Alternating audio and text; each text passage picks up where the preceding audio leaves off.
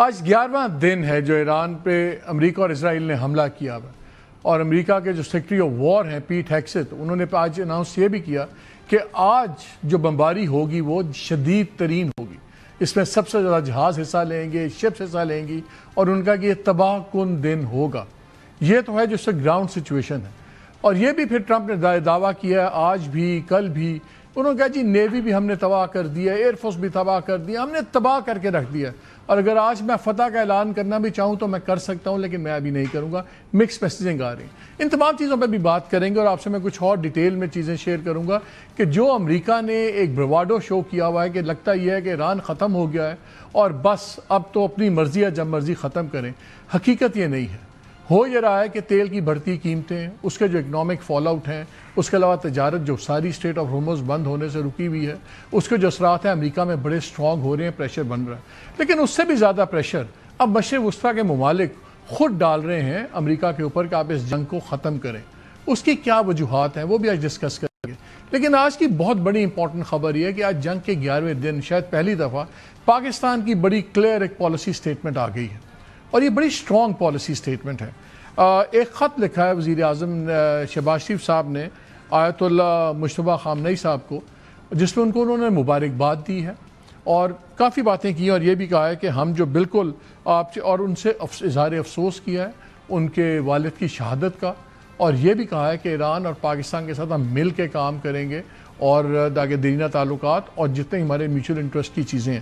Tweet بھی کیا ہے پرائم منسٹر صاحب نے، صدر زرداری صاحب کا بھی کانگریچولیشنز کا میسیج گیا ہے، لیکن ٹویٹ بڑا انٹرسٹنگ ہے۔ وہ کہتے ہیں کہ انہوں نے مبارکباد دیتے ہیں پہلے، اور ان کو ہز ایمیننس آیت اللہ مجتبیٰ خامنئی کر کے ایڈریس کرتے ہیں کہ آپ کو مبارک ہو کہ آپ نے یہ رول سنبھالا ہے۔ پھر انہوں نے کہا کہ آئی ری ایٹریٹ، میں دہراتا ہوں اپنی ڈیپ ترین گہری ترین کانڈولنسز افسوس اور دعائیں آن بہاف آف پیپل پاکستان جو ان کے والد کی شہادت ہوئی ہے اور باقی خاندان کے جو افراد ان کے شہید ہوئے ہیں، اور ان کا کہ مجھے کانفیڈنٹ ہوں میں کہ جو نئے سپریم لیڈر ہیں یہ ایران کو امن، سٹیبلٹی اور پراسپیرٹی کی طرف لے کے جائیں گے آنے والے سالوں میں۔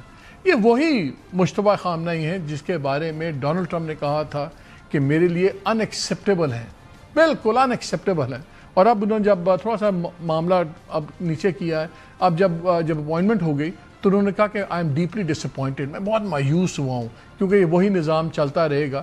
پھر ان سے یہ بھی سوال ہوا کہ کیا ان پہ ٹارگٹ ہے کہ اب آپ ان کو بھی مارنے کی کوشش کریں گے، تو اس پر انہوں نے بات کو گول مول کر دی، لیکن اسرائیل نے بڑا کلیئرلی اناؤنس کیا ہوا ہے کہ جو بھی ان کا نئی لیڈرشپ ہوگی ہم اس کو قتل کریں گے۔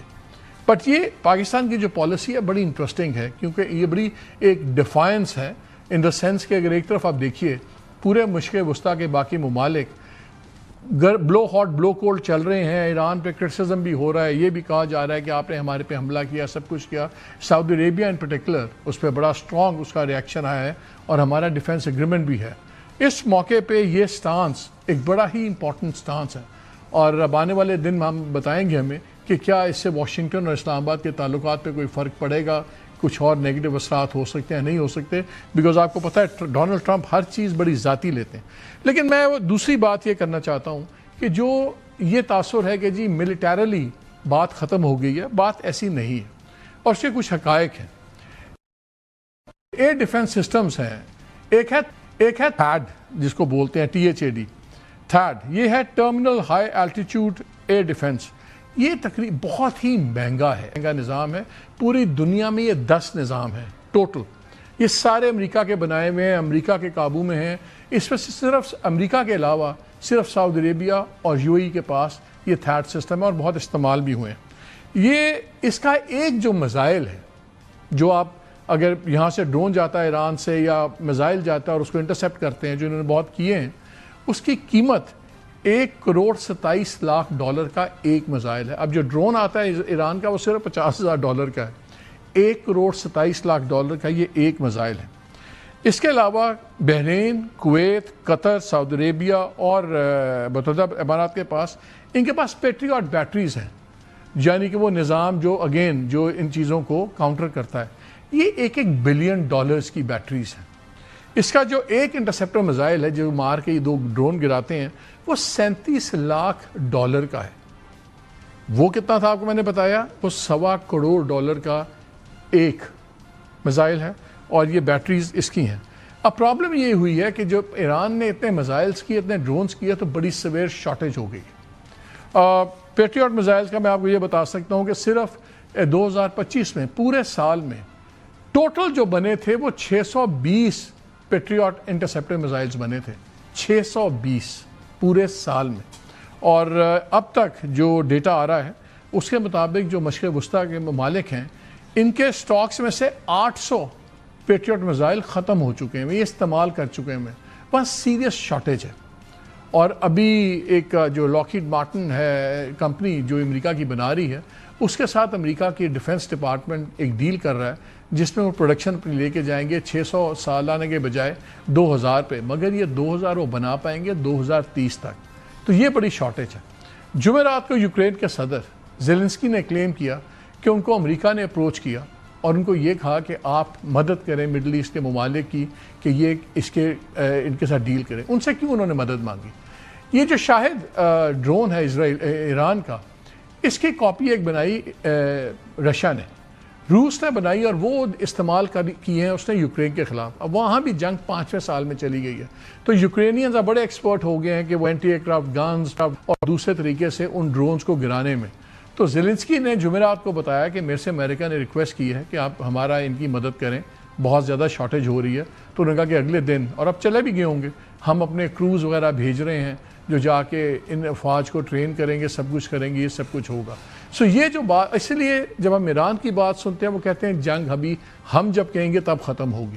بمبارڈمنٹ ہو رہی ہے, لوگ شہید ہو رہے ہیں, لیکن ایرانین رجیم بڑی کلیئر ہے. یہ ہے ڈیفنس کی سچویشن. یہ اتنی سمپل چیز نہیں ہے. بات کر رہا میں ریپبلکن ووٹرز, ریپبلکنز کے اندر تقریباً انہوں نے کیا ہے کہ جو 45 سال سے کم عمر کے ہیں اس کی جو 51% ان میں سے لوگوں نے یہ کہا ہے کہ ہم آنے والے پریزیڈنشل الیکشن میں اس بندے کو سپورٹ کریں گے پریزیڈنشل. اور یہ میں ریپبلکنز کی بات کر رہا ہوں جو بیس ہے ڈونلڈ ٹرمپ کی, میں ڈیموکریٹس کی بات نہیں کر رہا. انہوں نے کہا ہم اس صدر کے لیے ووٹ ڈالیں گے جو اسرائیل کو ٹیکس پیئر کے پیسے سے اسلحہ اسرائیل کو نہیں دے گا. یہ ایک بہت بڑی سیزمک شفٹ ہے پبلک اوپینین پولز میں. جہاں تک ایک اور پول ہوا اس میں ڈیٹا نکلا, جس طرح افغان وار ہوئی 2001 میں تو 92% امریکن اس کے حق میں تھے. عراق وار ہوئی 2003 میں تو 76% اس کے حق میں تھے. اس کے حق میں صرف 41% اس کے حق میں ہے, اور وہ بھی کہہ رہے ہیں تیزی سے چینج ہو رہا ہے. تو ایک ان پاپولر وار ہے, سب کچھ ہے, اور اس کے اوپر یہ ساری چیزیں چل رہی ہیں. یہ ہے سچویشن آج.